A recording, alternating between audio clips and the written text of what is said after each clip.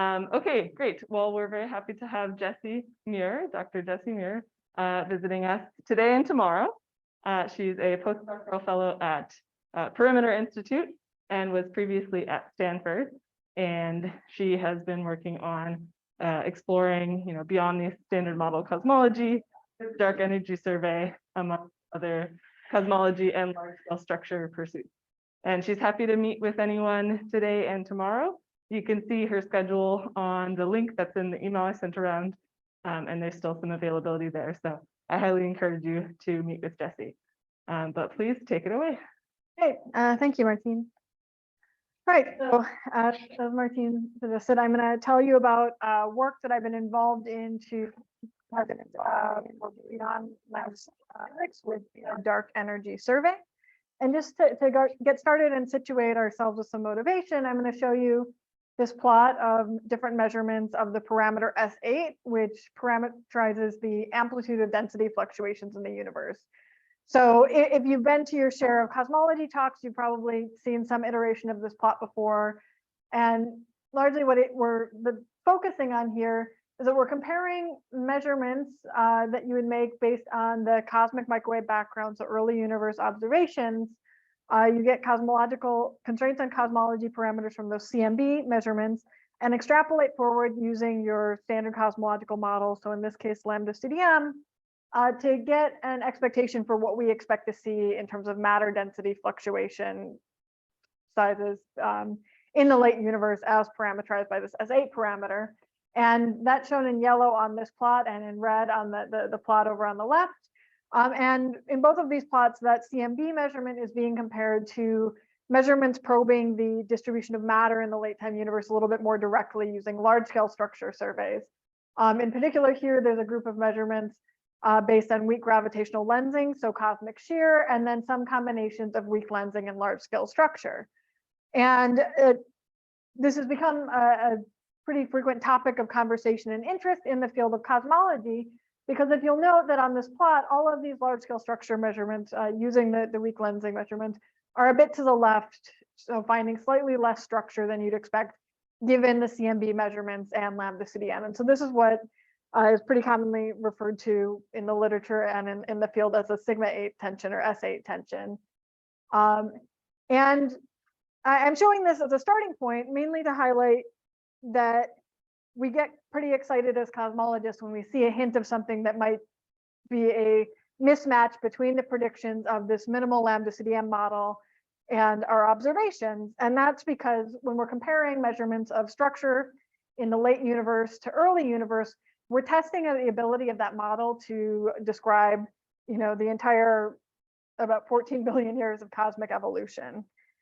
And we're interested in the reason that potential mismatches there when looking at structure are interesting is because the evolution of structure in the universe, so going from a pretty uniform state at early times to a very non-uniform state at late times, as we observe through the distribution of weak lensing signals and the distribution of galaxies, the properties of that large scale structure and its evolution over time is sensitive to a lot of fundamental physics that we're interested in learning about. So the way that structure evolves over time is it's sensitive to expansion history, and through that to the properties of dark energy.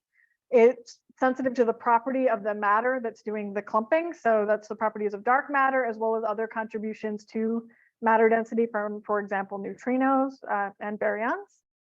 And then it's sensitive to the properties of gravity. So if you wanted to try and say, extend your model of gravity on cosmological scales using some parameterization of modified gravity, extending general relativity, that would almost certainly show some kind of imprint on the evolution of structure in the universe. And the properties of structure are also sensitive to what the initial density fluctuations seeded, for example, by a theory of inflation might look like. So we're interested in studying the large scale structure to learn about fundamental physics, and generally, we're doing that by testing the predictions, as we were saying, of this sort of minimal cosmological model, Lambda Cdm. And here I'm using Lambda Cdm as sort of a catch-all for this standard paradigm, which describes the composition of the universe, including 25% of the universe being made up of a cold dark matter, about 70% being made up of dark energy, which in this standard paradigm is described as a cosmological constant.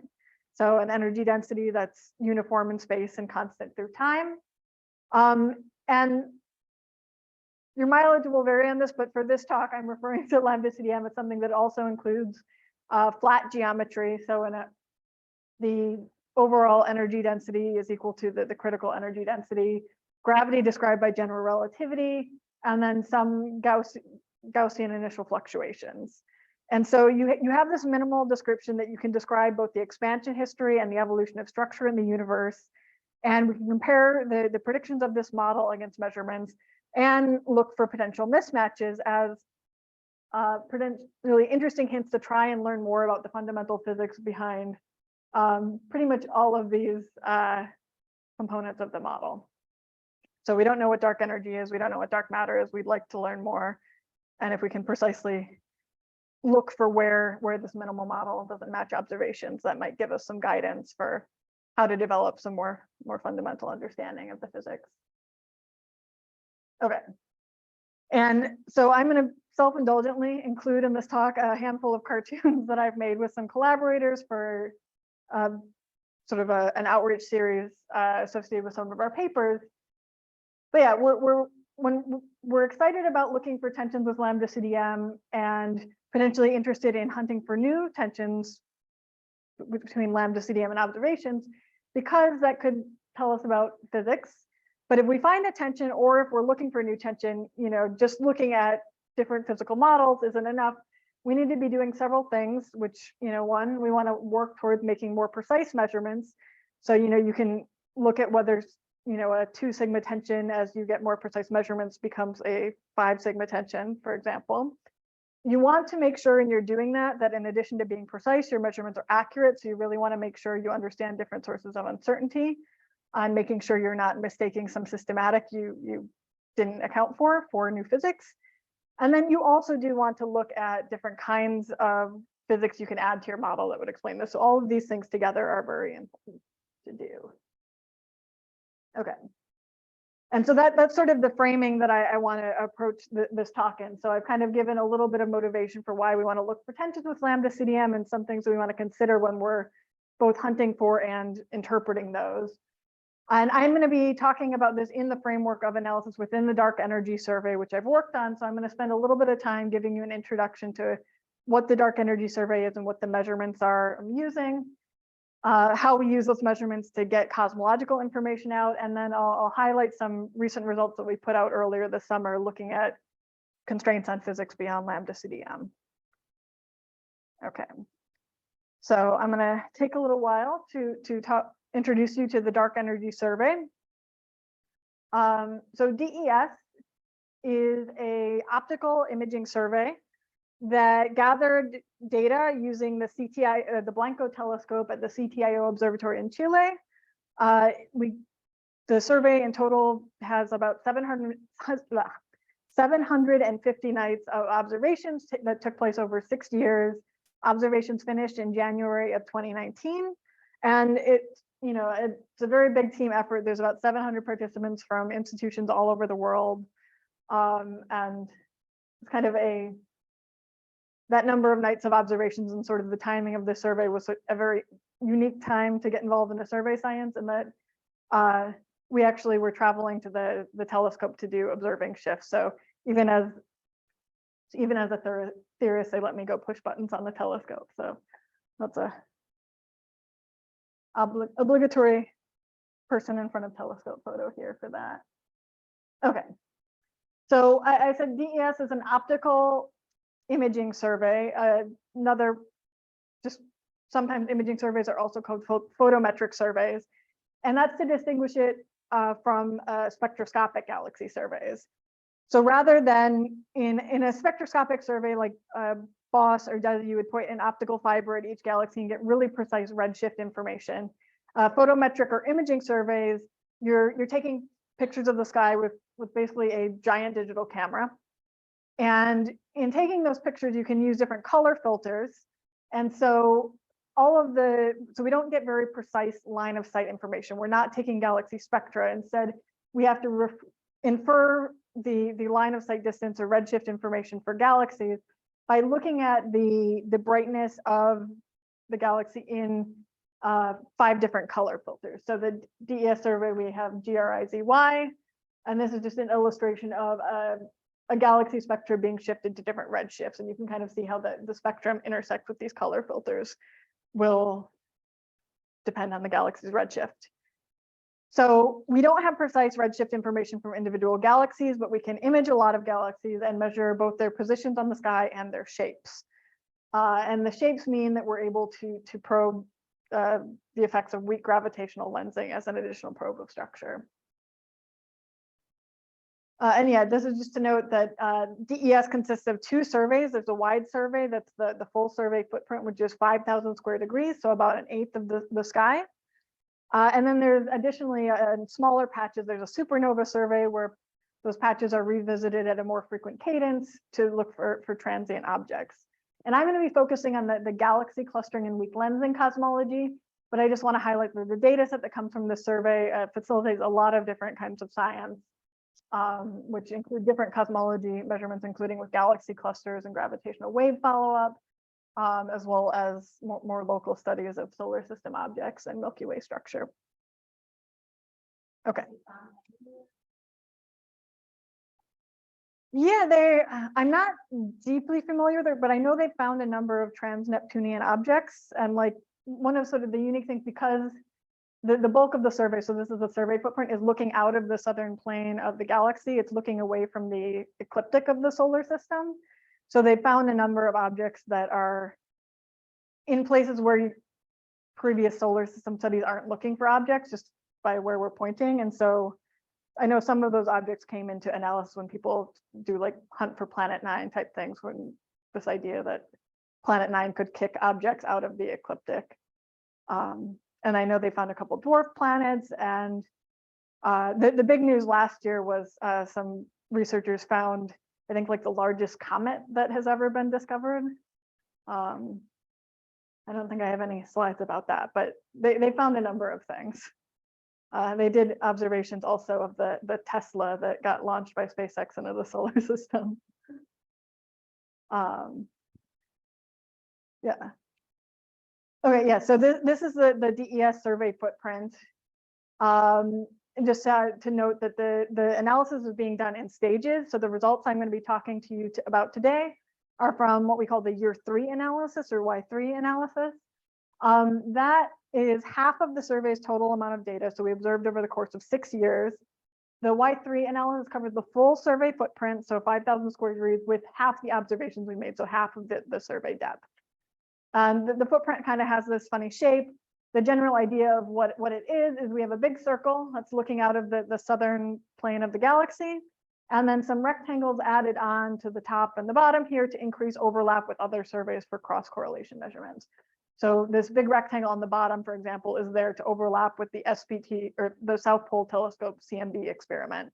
So you can do cross-correlation studies with CMB lensing and the DES measurements. And yeah, the results, sort of the Lambda Cdm and WCDM cosmology results for year 3 were released like a year ago, March. And then the beyond Lambda Cdm results that I'll end my talk on, those were put up on the archive earlier this summer. And work is in progress and gearing up to do the final legacy analysis of the full year 6 data. And yeah, just a thing to add is that the Y3 data is public online, so both catalogs as well as measured correlation functions, which I'm going to be talking through. So they're available. Anyone has interesting science you want to dig into with that data. Okay, so I'm going to shift to talking about how we do our cosmology analysis with the DES galaxy clustering and weak lensing measurements. And so I've got more cartoons to talk through this. So given our cosmological model, the thing that we can predict well is the distribution of the total matter distribution, so mainly dark matter. But we're not observing that. We're observing galaxy shapes and positions as tracers of that underlying large scale structure. And the fact that I'm referring to this as a galaxy clustering and weak lensing analysis kind of hints that I'm going to be focusing on a couple different tracers. One of these is the fact that we can, pick a sample of source galaxies, which are shown in yellow on here, and we can look at the shapes of those source galaxies onto the sky. And because the light of those distant galaxies will get deflected by a large scale structure as that light travels along the line of sight to us, you get these coherent distortions in the shapes that line up with the overdensities along the line of sight. So this is a very exaggerated cartoon, but you can kind of see these little yellow ellipses are going around the clumps shown there. In practice, this effect is only like 0.1% effect on the intrinsic galaxy shapes. So to actually be able to detect this, we make statistical measurements of the correlations of shapes using hundreds of millions of galaxies. So we really need large number statistics to be able to pull this effect out, given the tininess of the effect. And the clustering of that cosmic shear signal, that weak lensing, is going to be proportional to the total matter along the line of sight, or the total matter over densities causing that lensing. We can also use the fact that positions of galaxies will trace the overdensities and measure correlation functions between the positions of galaxies. And with a galaxy bias factor here, written as b squared, the correlation of galaxy positions will also trace the overdensities of matter that those galaxies live within. So that's the galaxy clustering measurement.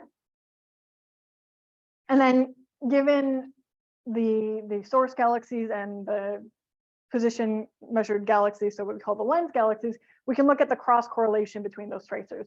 So the cross correlation between the lens galaxy positions in red here with the shapes of the source galaxies in the background.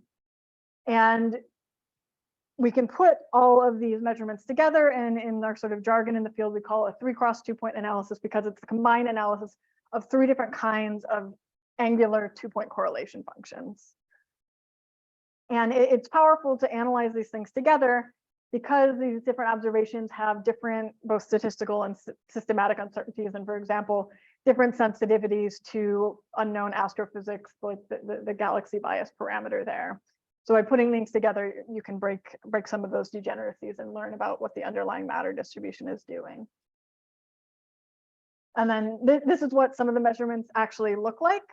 So these are the cosmic shear, so the weak lensing or like shape correlation measurements for the that we use in the DES year 3 analysis. There's a lot going on in this plot, so just to talk through a couple of things here. The first thing is there's 2 components of, there's an upper triangle and a lower triangle of this plot. The reason there are so these are 2 different components of shear correlation. And the reason there are 2 components is because shear is a 2D vector on the sky. So we're measuring correlations between galaxy ellipticities, as you can decompose them into psi plus, and then on the bottom here, a psi minus measurement. The next thing to notice is there's a bunch of different subplots here. So remember I said we don't know we don't have very precise redshift information for individual galaxies, but given our population of, I think we have, I want to say there's like something like 100 million sources in this analysis, maybe a bit more than that, but I forget the exact number. We can split those source galaxies into different redshift bins along the line of sight. And those distributions are shown over here. You'll note that they're not very cleanly sliced in redshift. They're very sort of smeared out and overlapping.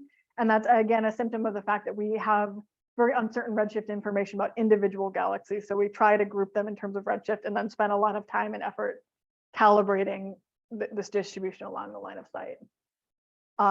So the different subplots on this figure are showing cross correlations between the shapes of galaxies in those different bins along the line of sight. So bin 1 is the cross correlation between shapes of galaxies in the lowest redshift bin, 4 is the highest redshift bin.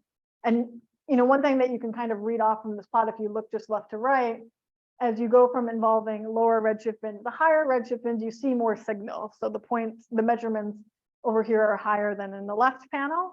And that's because higher redshift sources, their light is being lensed by more structure along the line of sight. So you have a higher lensing signal. Yeah, so the points are the measurements. They all have data points. Some of them, they all have error bars. Yep. So it's very brief in this scale that you need from the quantum analysis. Yes. Why do you have to be more aggressive?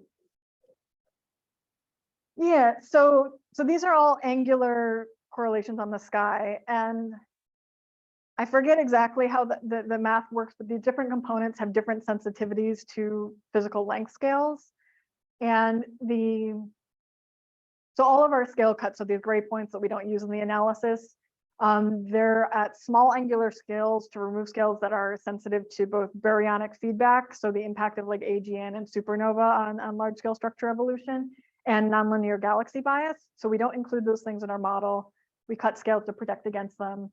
And yeah, it just so happens that psi minus, a given angular scale is sensitive to smaller physical scales.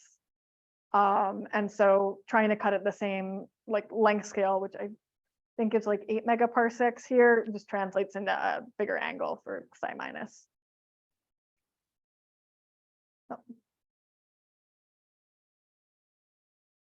Yeah, and I think those shaded regions was the last point I was going to hit on here, other than to note the lines shown here are a best fit theoretical prediction. And it's the comparison between that theory prediction and the measurements that we used for our cosmology analysis. Yeah. So I'm always curious about these redshift bins. What are the advantages to having these overlapping line distributions? I think it's not necessarily that that's done as a goal, but that's kind of unavoidable given the data we have and our ability to split them into different redshift bins. So this is a lot of years of work from several of my colleagues who focus a lot of attention. So I definitely don't have a strong expertise here, but they use like a machine learning self-organized map to try and group galaxies into basically groups that are similar in terms of both color and galaxy properties, and trying to separate out differences between redshift and galaxy properties. And based on that, they do their best to split into distinct redshift bins. And then given the association of all those galaxies with those redshift bins, they do a lot of cross correlation and variation studies to try and characterize this distribution in redshift. So this isn't necessarily done intentionally, but when you try to make distinct redshift bins given this photometric data, this is what you end up with. Yeah, so again, on that, is the x-axis the estimate of the true redshift, or is it the map of the photometric redshift? Yeah, I think the first one. So given our attempt to split cleanly in photometric redshift, this is our estimate for what this looks like in true redshift. Okay, that makes sense. Yeah. Okay, thank you. Yeah, thanks for asking.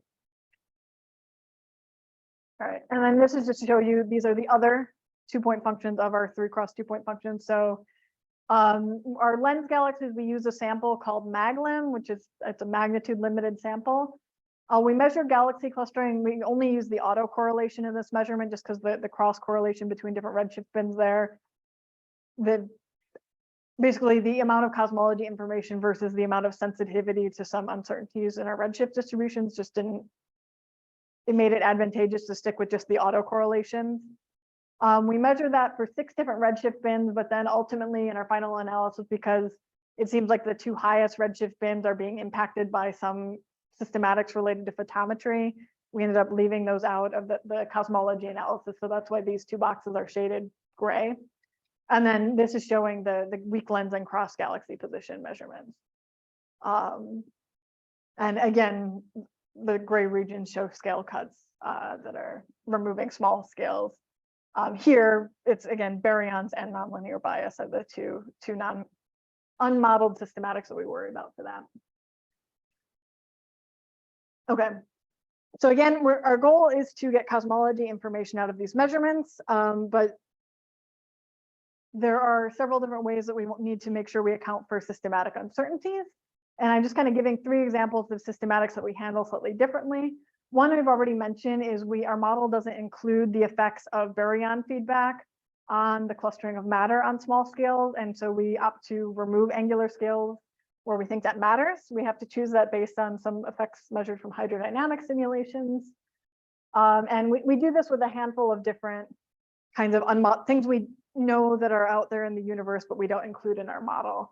And I just want to highlight work done here by Noah Weaverdick, who's a postdoc at Berkeley, and Atavio Alves, who's a graduate student at University of Michigan, who developed sort of a framework using importance sampling, if that's something you're familiar with, that allowed us to do these tests using like a simulated data vector that has some contamination from unmodeled physics in it, sort of quickly iterate and make sure our results, cosmology results, are really robust to all the things we thought they were robust, that they should be robust against.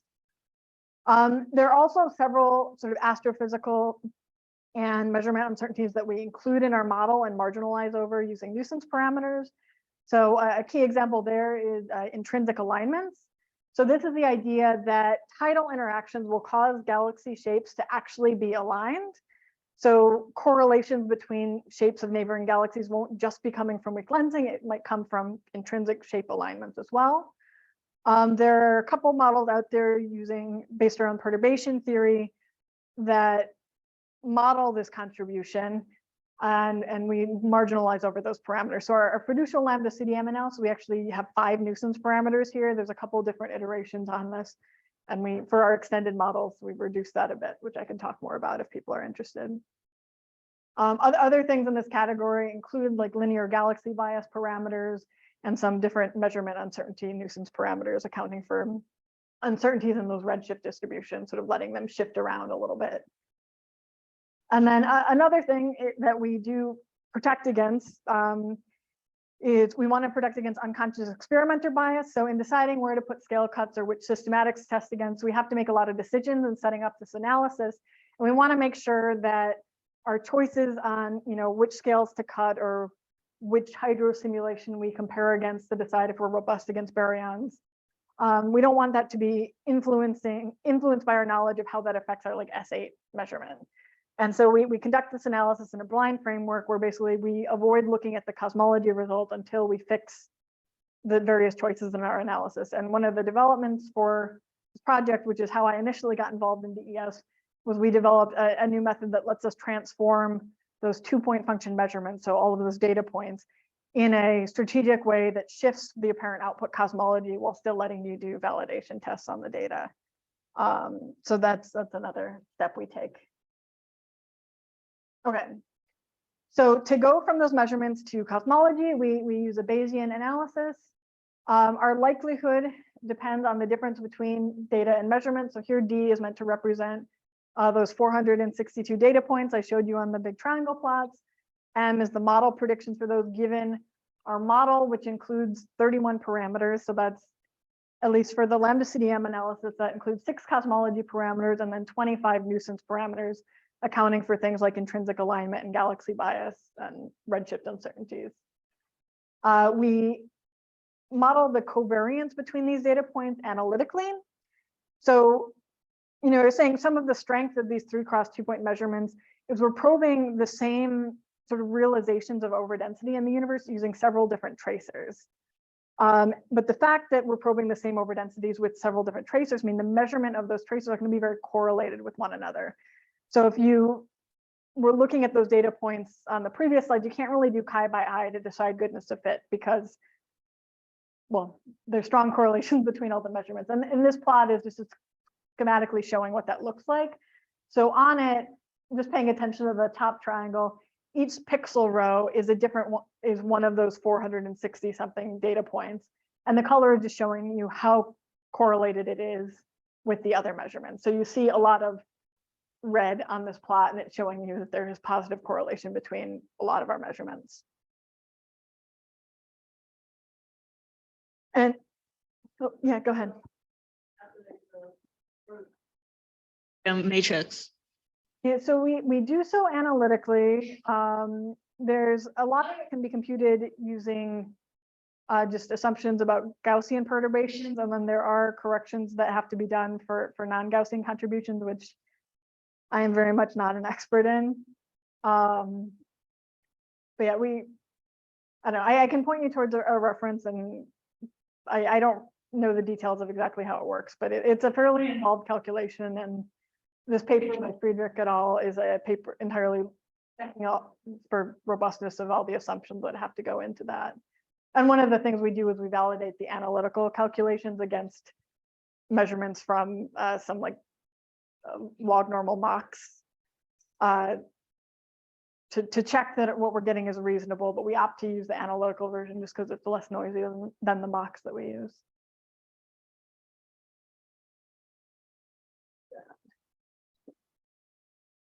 Okay. So given that covariance, given our model predictions and those measurements, we sample our parameter space, fit our 31 parameter model, and get to cosmology results. So this is the same plot I showed on the first slide. This one on the left here, the slightly more technical version of the plot shown on the first slide, just showing the DES constraints on S8. And the plot on the left is particularly showing the cosmology parameters that these kind of 3x2 point measurements constrain the best. So the vertical axis is this S8 parameter measuring the amplitude of density fluctuations. And the horizontal axis is omega matter, so the matter density in the universe. And yeah, given this, an interesting thing that we want to check is compare our constraints on sigma 8 or S8, which is just this rescaled version of sigma 8, to measurements from the CMB and other observations. So when you just look at the comparison between our DES galaxy clustering and weak lensing measurement and Planck, when you just look at marginalized constraints on sigma 8, so these 1D density distributions are just marginalized constraints on the individual parameters. The difference in the parameter constraint is about 1.5 sigma between the Planck S8 and the DES S8 from year 3. And if you quantify tension in a different way, this Bayesian quantity called suspiciousness, which kind of accounts for the full like 30 parameter space that we're fitting in, that tension goes down to less than a sigma.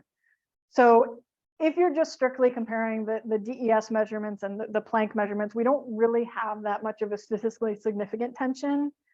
But I would not dismiss this entirely because DES isn't the only large scale structure survey measuring this. And it is still curious, I think, that there are a number of different measurements all finding the same thing at the 1 to 3 sigma level. So none of these measurements are super significant, but it does seem suggestive that something is going on. And then, yeah, I'm just highlighting at the bottom here that one of the methodology developments that we did as part of the study is a team of us looked into several different metrics people had proposed for assessing tension between data sets and did some work to calibrate them against one another. And so that the choice to look at both parameter differences and suspiciousness came out of that analysis. All right.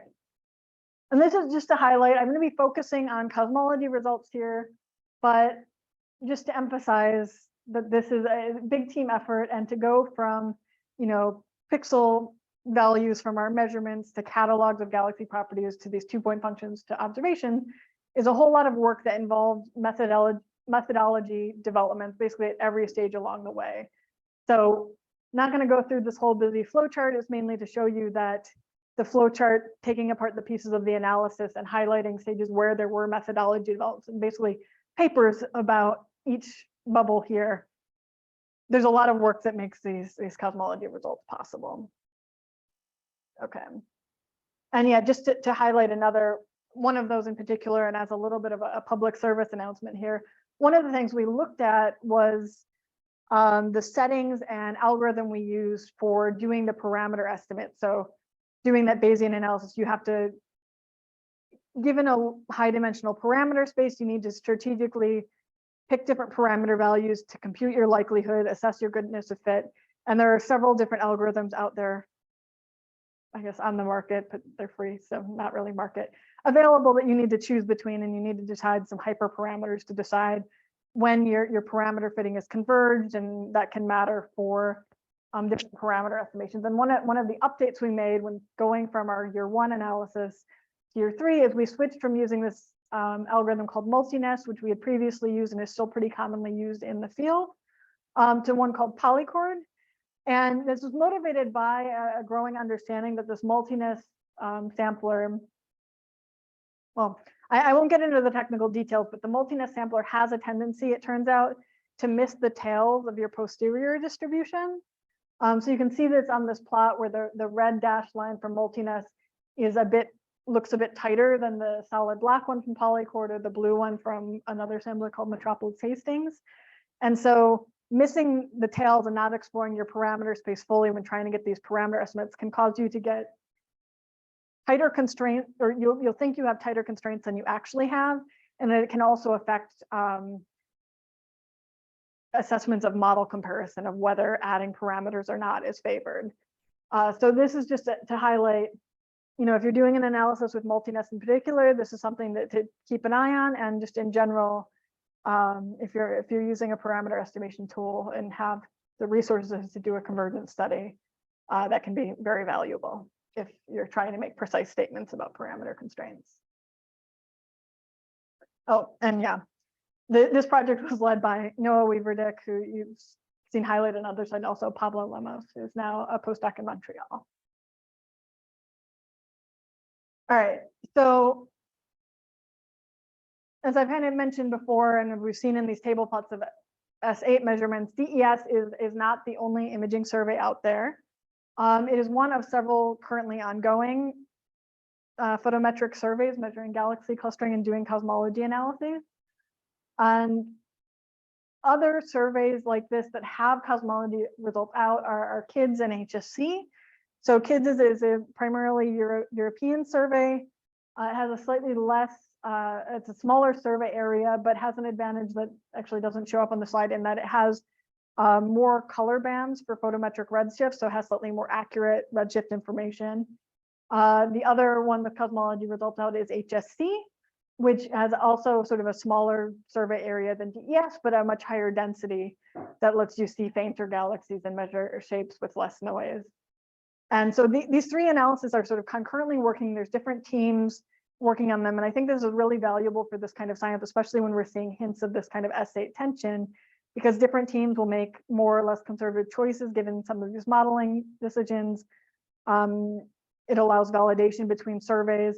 And there are ongoing efforts to do sort of principled combined analysis between, I know, DES and KIDS in particular. Unions is another survey that's ongoing that has Canadian involvement. I don't think they have any cosmology results out yet, but they're mainly a Northern Hemisphere survey that are going to help with photometric measurements for future survey, Euclid, at least as I understand it. So let's say having multiple surveys going on now lends robustness and to the results we're doing now. And then also, in addition to getting some interesting cosmology results in their own right, I want to highlight that the methodology developments being done by DES and the teams on these other surveys are going to be really important as we go to the future, because for these next generation lensing surveys, which are Euclid, the Vera Rubin LSST survey, and the Roman survey formerly known as WFIRST. So these surveys will be getting more deeper observations, space-based observations, more precise measurements, and the kind of systematic uncertainties and methodology development we need from DES and these other measurements will help us prepare to be ready for the higher precision in the future. Yeah, question in the back?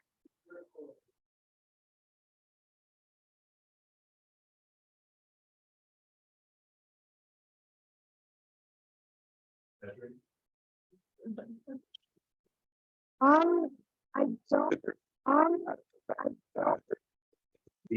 Correlation.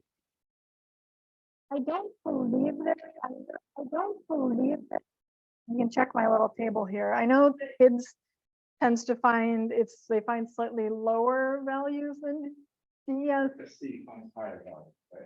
Yeah, and there's different ways that they do scale cuts. Or I know, like for example, kids models and marginalizes over some baryon effects, whereas we do scale. So there's enough differences in the methodology that it can be kind of hard to like pick out exactly where a difference is coming from. But there are certainly people digging into that a bit. I know a challenge that comes when you start getting higher number densities. So for example, something that HSC is dealing with and is something we would need to get a handle on for future surveys is something called blending, where like the shapes of galaxies will overlap and you have to decide which light is coming from which galaxy, which can make the photometric redshifts difficult and also like weak lensing measurements of shapes difficult. And so like that is something, they're starting to worry about in DES, but I know like it's an even bigger challenge in HSC, and there's like teams of people already, working on it for LSST. So that is something that higher galaxy density would change in your accounting for systematics.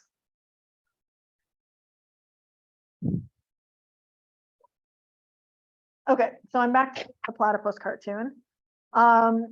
Just revisiting, we're thinking about things we want to do if we find a tension that we want to understand, if we're looking for tensions with the predictions of Lambda Cdm.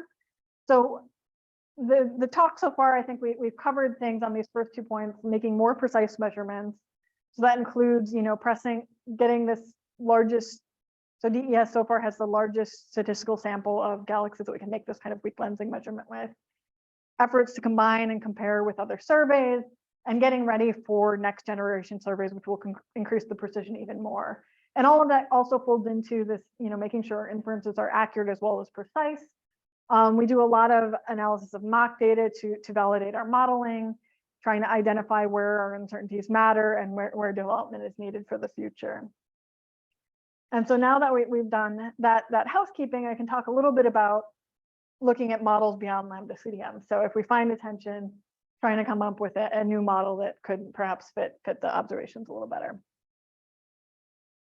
And yeah, this is going to be highlighting the results of a paper that we put on the archive earlier this June that is extending these galaxy clustering and weak lensing data from DES year 3 to constrain several different models, specifically 6 different parameterizations of physics beyond Lambda Cdm.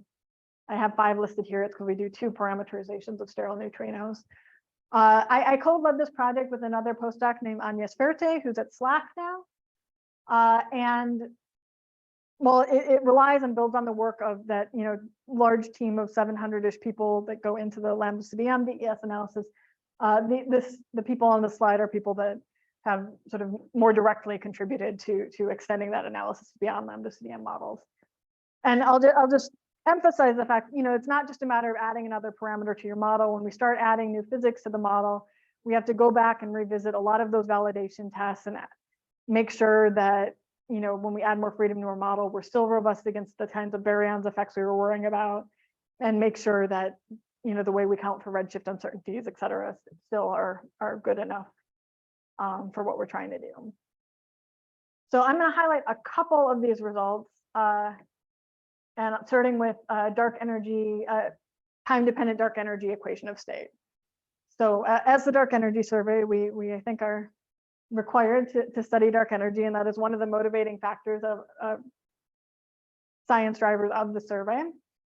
As I said, in Lambda Cdm, we describe dark energy as a cosmological constant. If you want to introduce some time dependence to the dark energy density, you can extend your model by letting a dark energy equation of state vary. So that's usually written with this parameter W. The important thing to know here is that W equals -1 corresponds to a cosmological constant. If you find a preference for W being something other than -1, that indicates there's some time dependence. In this, the results from earlier this summer were specifically looking at a model that allows the dark energy equation of state to both be different from -1 and to have some time dependence. So we've got a W naught parameter, which is what is the value of the dark energy equation of state today. And we've got WA, which tells you something about its evolution with redshift. And we can constrain those parameters along with the rest of those parameters in our 30-ish parameter model. And this plot shows constraints. In blue, it's from the DES galaxy clustering and lensing. Red, it's from the CMB temperature and polarization power spectra. And then, yeah, the purple contour is showing what happens when we combine the DES measurements with other low redshift probes. So that's expansion history measurements from EBOS BAO measurements, some growth history information from EBOS RSD measurements. So redshift space distortions in the observed distribution of galaxies can tell you about the evolution of structure growth, and then Pantheon supernova. So we can say that the purple contour is telling us that even without including CMB information, we find our results are consistent with W naught equals -1, WA equals 0 on the dotted lines. That corresponds to a cosmological constant. I think I saw your hand first. The constraint, I assume, comes just from a degeneracy breaking, like the BAO goes across in a different direction. Is that correct? Like, okay, why is the purple one so much stronger than the blue one? So yeah, so this plot kind of informs that a little bit. This is the purple contour and black contour here are the same as over there. This is just trying to detangle where some of the constraining power is coming from. So this is just a bit more zoomed in than the plot on the left. The green dashed line shows what you can get with the BAO, RSD, and supernova alone. Really, most of that constraint is just coming from the BAO and supernova. So those are both probes which are sensitive specifically to expansion history. And this is telling me that most of the W naught WA constraints here are coming from the BAO and supernova. And then, when you add DES, you get the purple contour. If you add Planck, you get pink. And then you put everything together, you get black. So this is telling you, you pull things around depending on what data you include. Most of the constraining power is coming from those expansion probes, those geometric probes that are measuring distances. And whether you include DES as an additional probe of structure growth or Planck, things are pretty stable. I think I saw another question. Yeah, just a basic question. Is the upper right the forbidden region? And what was? Oh, the hatched. Yeah. Yeah, so this is a region where W naught plus WA becomes positive. And it's just based on at a just one. Right? yeah, basically outside of this region, we exclude this region to make sure that W is always negative. So it's always driving accelerating expansion. It's always smaller than -1, right? Yeah, so let's see, at early times, A goes to 0. I'm just wondering if there is any like physical reason that you choose this prior or. I mean, in practice, it's because if you try to choose those parameters and run CAM to compute your power spectrum and expansion history, it just breaks. But it's because that's the region where if you go outside this region, you start getting dark energy clumping like dark matter. And so to have it be driving accelerating expansion and have a negative equation of state, stay in this region.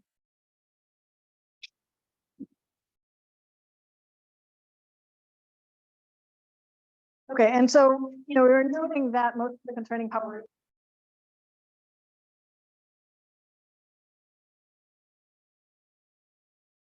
that measuring the evolution of large scale structure it's going to give you complementary information about expansion history.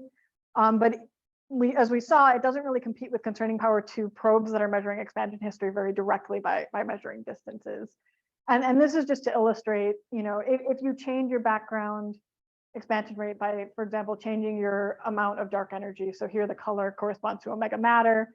This is showing how your sigma 8 parameter, so the amplitude of density fluctuations grows over time with redshift. So this is early universe, this is late universe.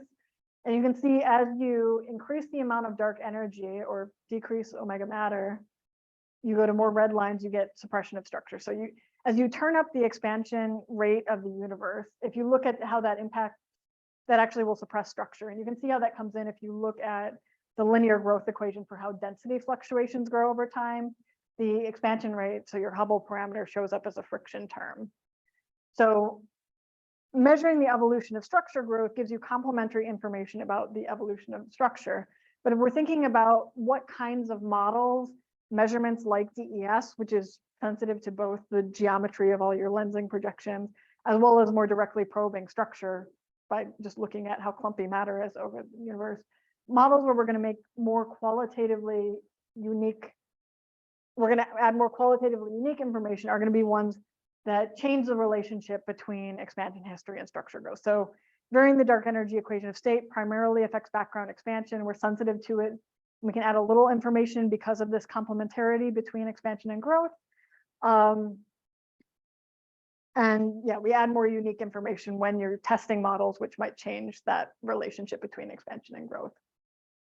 One of the ways we look at this is by constraining a parameterization of modified gravity. So sometimes interest in modified gravity might come into cosmology because you might ask whether the accelerating expansion that motivates us adding dark energy to our model, could that be caused by some need to extend general relativity on cosmological scales? There aren't really good parameterizations of modified gravity that don't also still require a cosmological constant. But also you can look at this phenomenologically and use this kind of parameterization, ask like on what scale is general relativity well tested and where can we quantitatively say something about that. So this parameterization introduces two parameters called mu naught and sigma naught. These are parameters that modify the Poisson equation. So that this upper line here shows the Poisson equation for massive particles. So massive particles density responds to Newtonian gravitational potential. And then the second line here shows the lensing potential.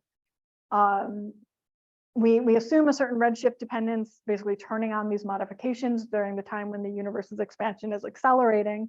And we make an assumption that they don't have any scale dependence. This is a very phenomenological model. It just lets us add some degrees of freedom that we can test, but few enough degrees of freedom that we can test them robustly. And this figure shows the constraints, again, with the mu naught affecting massive particles, sigma naught, which affects the lensing potential, and then S8. And you can see here that the color coding stays the same. So the blue contours remain the DES constraints. That DES is able to constrain a product of the sigma naught parameter and S8. So we get this diagonal stripe. And when we combine it in green with this other probe of structure growth from the redshift space distortions, we can get the purple contour, which is again the low redshift only constraint, which is right on top of the general relativity Lambda Cdm values of 0 on these dashed lines. There is this funny behavior if you look at the CMB only constraint here. It's a little bit shifted in sigma naught. This is not a new result. This is also in the Planck papers. There's this feature of the CMB temperature and polarization power spectra where there's like a little bit more smoothing of the peaks associated with gravitational lensing than you'd expect from the other cosmology constraints. And so that manifests when you fit it with this free parameter, it wants a little bit more lensing. Though when we combine the CMB likelihood with all the other data, the black contour, so that everything together contour goes right on top of general relativity. And then this is just to highlight, this is part of work led by a team of people, particularly Anya Sverte, and then several other people developed the modeling pipeline that we needed to do this. And they're working on a follow-up analysis, looking in more detail at different parameterizations of modified gravity and trying to use the DES measurements a little bit more aggressively. It's worth doing that a little bit more aggressively because part of what goes into this analysis is this kind of parameterization is only really defined on scales where the density fluctuation can be described using linear perturbation theory, so relatively large scale. So for this analysis, we end up doing even more conservative scale cuts than what I showed you on the previous slide. So we, I think, have about half as many data points as we do for Lambda Cdm. And this is actually a pretty limiting factor on the strength of this DES constraint.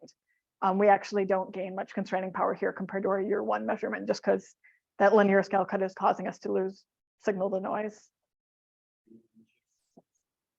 Changing the growth in the modified gravity. Yeah, you can. So there are boards that have some scale dependence. We don't study them in this work, but they are looking at options. You can kind of either make choices where you just like bring it in K, and constrain, a small scale and a large scale version of these parameters, or like there's more theoretically developed models of modified gravity. Like if you're familiar, like Horndeski models will predict that these will be like ratios of polynomials of K squared or something. And so people have looked a bit at picking some template form of scale dependence and constraining it. But the challenge there is, the more free parameters you add, the trickier all the validation is. But Anya and others are, I don't remember if they're looking at scale dependence specifically, but that is something you can add in. And I know one of the kids survey analyses do this sort of binning in K and Z and look at this. Actually, also have a question. So with the right plot with mu naught, Mhm. I'm just curious, what's kind of closing in the left side of it when you get to all data?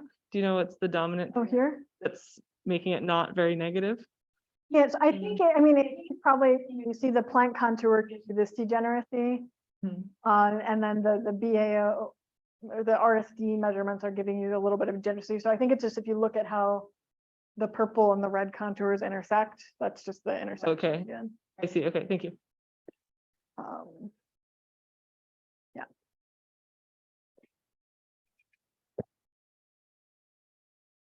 let's see, how are we on time?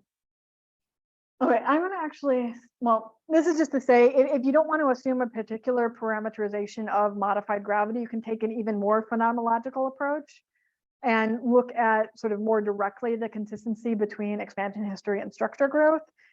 So in the year one analysis, I worked on a study where we attempted to do a growth geometry consistency test, sort of as a similar motivation to like the early late time test that we're looking at when we talk about the S8 tension. But instead, we constrained basically two different versions of an omega matter parameter, one that we let influence our modeling predictions about geometric observables, so expansion history, so supernova, BAO, and then the sort of lensing geometry aspects of our weak lensing measurements. And then we have a growth version that shows up controlling the evolution of the matter power spectrum over time, as well as some stuff related to intrinsic alignments and RSD. And we can constrain those two parameters simultaneously and check for their consistency. And this sort of allows add some freedom to your model relating expansion and geometry. And this is just to say there's a lot of different studies approaching this in slightly different ways. But yeah, in that year one analysis, the sort of two main insights that I took from it is one that when we look at DES measurements or even DES measurements combined with some expansion history growth, the constraints on the parameter from geometry are much tighter than the growth version. And that's because the growth version has to be disentangled from things like galaxy bias and intrinsic alignments. And it's just generally harder to measure. So even as a probe that adds unique information about growth, DES is still getting a lot of its cosmology information from the geometry of sort of the lens source distances and all the projection along the line of sight. And then also when we include all the data together, the overall tension with Lambda Cdm, which here it's where growth equals geometry, there are no tensions greater than 2 sigma. So nothing statistically significant there. In the year 3 analysis, there is, I think, some ongoing work to do a similar growth geometry split. In the sort of key paper of our cosmology results, we did something that's a little bit more easily interpretable, I think, which is we just add amplitude parameters, scaling the linear matter power spectrum in different redshift bins, and fit those parameters along with our cosmology parameters. And so this just adds some like ad hoc freedom to the evolution of structure over time and lets us basically make binned measurements of sigma 8. And there's a plot of showing results from DES in blue and all data in black. The lines with the bands are showing the constraints on sigma 8 of Z, so evolution of density fluctuation amplitude over time from Lambda Cdm. And then the points are showing the marginalized constraints on that from this binned measurement. Again, we don't find any strong deviations from the Lambda Cdm measurements. We do see at high redshift, the sigma 8 wants to be, it's about like 1 sigma higher than the Lambda Cdm value. It's not really statistically significant, but worth kind of keeping an eye on, especially because other measurements using some other data sets have kind of maybe found a similar hint there. So that's something interesting, but no smoking guns for new physics. And then the pink rectangle here, which contains warnings on these slides, is just to note that some of the robustness that we saw with different choices of how to account for photometric redshift uncertainties, when you allow this much freedom in our model, we lose some robustness against different ways of marginalizing or accounting for photo Z uncertainties. Combining with external data that's more robust, but that is a caveat I would apply here. These points can shift by half-ish sigmas in either direction. I forget which direction, but they move around more than we would like to when we change things that shouldn't matter. So that's also a flag that if we're trying to constrain this kind of model in the future, especially with more precise data, getting a handle on how to account for photo Z uncertainties becomes even more important. And this is just to highlight a graduate student, Anderson Souza, who's based in at Unicamp, Brazil, worked with me on this particular parameterization. I should wrap up, shouldn't I? Okay. Yeah, adding more freedom to your model makes it more important to combine complementary measurements. And so, like, for example, having more freedom in growth can change, like DES doesn't add any constraining power on neutrino mass and Lambda Cdm. It can if you add more constraints on your model. And then I'll skip to the end and I'll just note if people want to see how this impacts S8 constraints, I've got a busy plot to stare at, but I'll close the talk here and just to say, the main points to take away is that DES is one of several current generation galaxy imaging surveys. Of them, it has the largest sort of statistical power by observing the largest area of the sky. We recently released constraints on beyond Lambda Cdm parameters, and we looked at 6 different models, found no significant tension with Lambda Cdm, but did develop some methodology understanding of places where we need to fill in gaps if we want to keep making more precise measurements with future data. So thanks very much.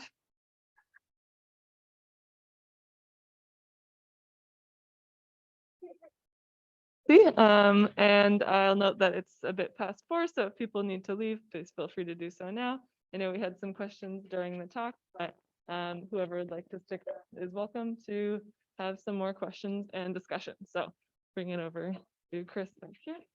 So, to what extent are the varying methodologies testable by using overlap data?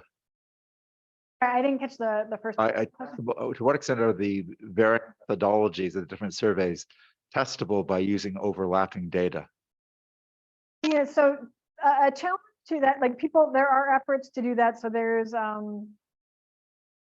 I forget the title of the paper, but there are groups between the survey and PPS survey in particular, which I know about partly because I share an office with somebody who at Stanford, I shared an office with somebody leading that. So there may be efforts between other surveys, but that's what I know a bit about. Challenges of the kids observations are mainly in the northern hemisphere, while PPS are mainly in the southern hemisphere. So they have done some effort. They both overlap with the BOSS survey in certain areas. So they look at galaxy lensing using BOSS and kids and BOSS and DES. They're also doing some effort to do a combined analysis of kids and DES data. And as part of that, doing reanalyses of DES with the kids methodology and kids with the DES methodology. I know also like Chi-Wei Chang, who's a professor at Chicago, has done some very interesting work, and people in the LSST collaboration as well are applying LSST pipelines to these current generation data sets. So there's not a ton of data on looking at the same density fluctuations, but there is a lot of effort, especially with the data being public, to analyze each other's data and make sure we understand how these different uncertainties propagate. Yeah.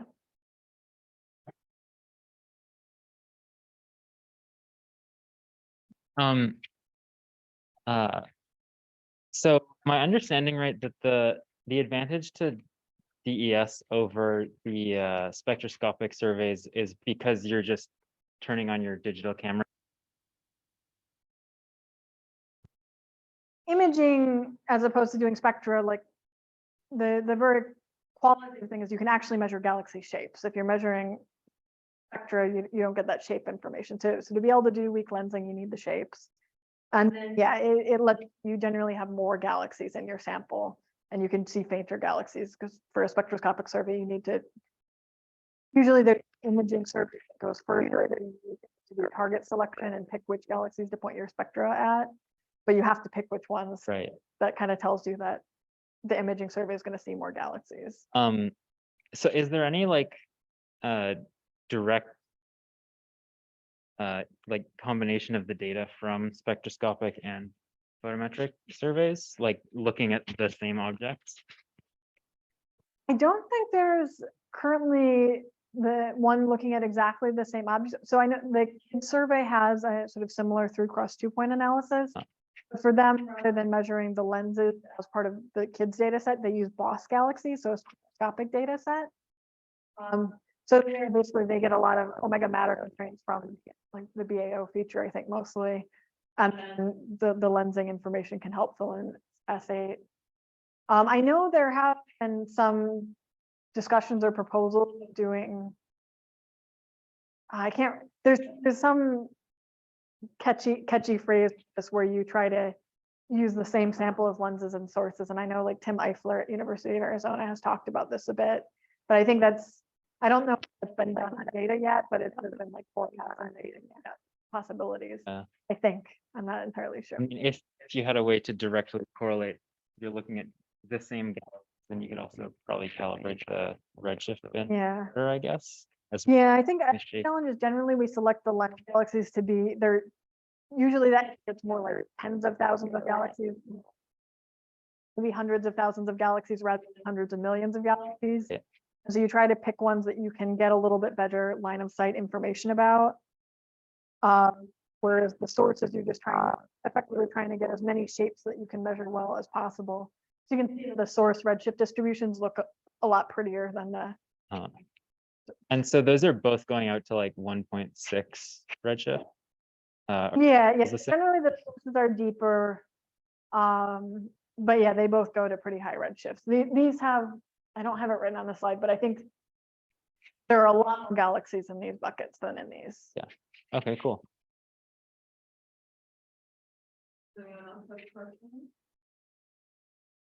And are there any questions online? Haven't seen any raised hands, so I assume not. Okay, well, we can always continue some discussion upstairs in the lounge. If anyone else would like to just further, but let's thank Jessie one more time and close.